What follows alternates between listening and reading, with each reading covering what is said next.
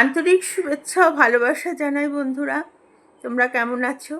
আমি চলছে, মোটামুটি আছি। ভালো থাকারই চেষ্টা করি, তাই জন্য এগুলো করি। না করে তো ডিপ্রেশনে গিয়ে শুধু শুধু লাভ নেই, সবাইকে বিরক্ত করে। আর সত্যি কথা বলতে গেলে আমাদের এখন রিটায়ার্ড লাইফ। মেয়েরা সব চাকরি করছে, স্কুল জীবন শেষ হয়ে গেছে তাদের। শ্বশুরমশাইরা যারা ছিলেন তারাও সব চলে গেছেন। এখন দুজনে মিলে দুজনকে দেখি। আজকে দুজনেরই শরীর খারাপ, সিজনাল যেটা একটা জ্বর সর্দি আসছে, সেটা দুজনেরই হয়েছে। সে তো শুয়ে পড়েছে, ওষুধ ফষুধ দিয়ে এসেছি, অ্যান্টিবায়োটিক চালু করে দিয়েছি, কারণ ওর একটা লাংয়ের প্রবলেম আছে। ওর ভীষণ কোভিড হয়েছিল, কোভিডের সময় সে মানে চলে যাওয়ার মতো অবস্থা। তো সেই সময় তাকে, সেই থেকে তার লাংটা খারাপ, তারপরেও আরও দুবার হয়েছে।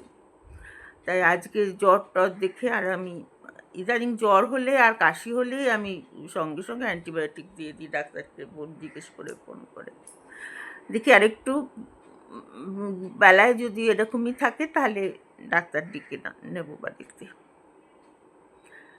আচ্ছা, আজকে একটা গল্প বলছি,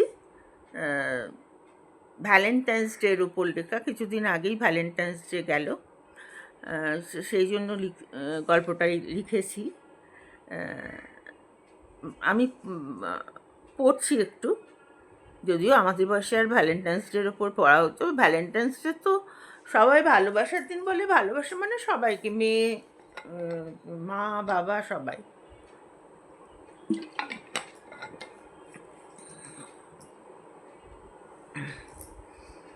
আজ সুচরিতা খুব তাড়াতাড়ি স্কুল থেকে ফিরছে।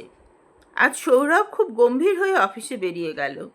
শুধু মেয়ে মিঙ্কির গাল টিপে আদর করে বলে গেল, হ্যাপি ভ্যালেন্টাইন্স ডে মাম্মা। সুচরিতাকেও বলতে এসেছিল, কিন্তু সুচরিতা তখন শ্বশুরমশাইয়ের জলখাবার দিতে ব্যস্ত। উনি আবার সময়ের এদিক ওদিক হলে ভীষণ রেগে গিয়ে না খেয়ে উঠে চলে যান। সৌরভের প্রিয় জলখাবার কড়াইশুটির কচুরি আর ছোলার ডাল বানাতে গিয়ে দেরি হয়ে গেছে। মেয়ে স্কুল যাবে, তাকে তৈরি করে পাঠানো। দুপুরের রান্না শ্বশুর আর মেয়ে স্কুল থেকে এসে খাবে, তার ব্যবস্থা করা, সৌরভের লাঞ্চ তৈরি করা, সব মিলিয়ে এমন ঘেঁটেছিল যে সৌরভ ওকে যখন ডেকেছিল বিচ্ছিরিভাবে আজকের দিনে উত্তর দিয়েছিল। তারপর সৌরভ রাগ করে না খেয়ে বেরিয়ে গিয়েছে, অথচ ওর জন্যই কড়াইশুটির কচুরি আর ছোলার ডাল আয়োজন করেছিল কাল থেকে। সৌরভ অনেকবার বলেছে তাকে, হয় স্কুলের চাকরি ছেড়ে দাও, নয়তো রান্নার একটা লোক রাখো। এভাবে হয় না, যন্ত্রের মতো জীবন চলে না। সকালে যন্ত্রের মতো চলতে থাকো, একটু ডাকলে বিরক্ত হও। একটা সময় দেখবে জীবনটা অনেক এগিয়ে গেছে, কিন্তু আজকের দিনটা আর ফিরে পাবে না। জানোই তো আমি একটু রোম্যান্টিক আছি। এখনই তোমার মধ্যে সব রোম্যান্স হারিয়ে গেছে। নিজের চেহারাটা দেখো, ঠিক করে মেনটেন করো না আজকাল। সুচরিতা বাড়িতে ফোন করে কাজের মাসিকে বলে দিল, আমার আসতে একটু দেরি হবে। সুচরিতা আজ বহুদিন পর পার্লারে গেল, সাজালো নিজেকে মনের মতন করে। সত্যি সৌরভ ঠিকই বলে, মাঝে মাঝে নিজেকেও সময় দিতে হয়। খুব ভালো লাগলো তার সাজার পর। আজ নিশ্চয়ই সৌরভ খুব খুশি হবে।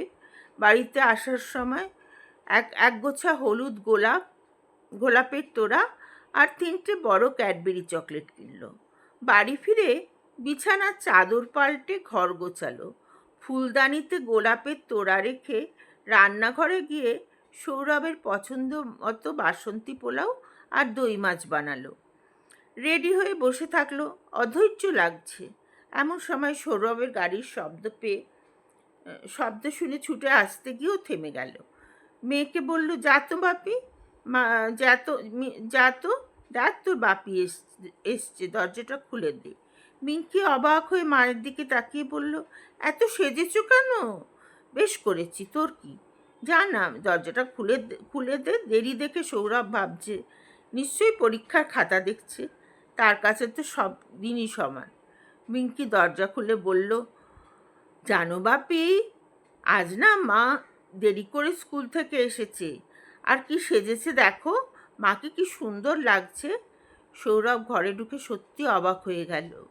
সুচরিতা সৌরভের হাত থেকে ব্যাগটা নিয়ে জায়গা মতন রেখে দিয়ে ওর কাছে এসে হাতে ক্যাডবেরিটা দিয়ে বলল, হ্যাপি ভ্যালেন্টাইন্স ডে।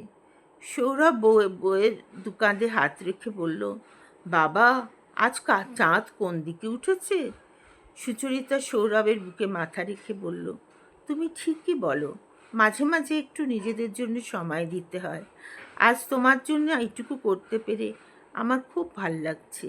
সৌরভ বউকে আরও কাছে টেনে এনে বলল, তোমাকেও আজ খুব সুন্দর লাগছে। তারপর ওর কানের কাছে মুখ নিয়ে গুনগুন করে গান গেয়ে উঠল, একে তো ফাগুন মাস, দারুণ এ সময়, লেগেছে ভীষণ চোট, কি জানি কি হয়। সুচরিতা নিজেকে ছাড়িয়ে নিয়ে বলল, তুমি ফ্রেশ হয়ে নাও, আমি খাবার সাজাচ্ছি। আজ তোমার পছন্দের বাসন্তী পোলাও আর দই মাছ করেছি। সৌরভ নিঃশ্বাস ফেলে বলল, ব্যাস হয়ে গেল, অমনি পালিয়ে গেলে। সুচরিতা হেসে বলল, বাকিটা রাতের বেলা পুষিয়ে দেব। ঠিক বলছো তো? না তখন বলবে আমার খুব ঘুম পাচ্ছে। না না, বলবো না।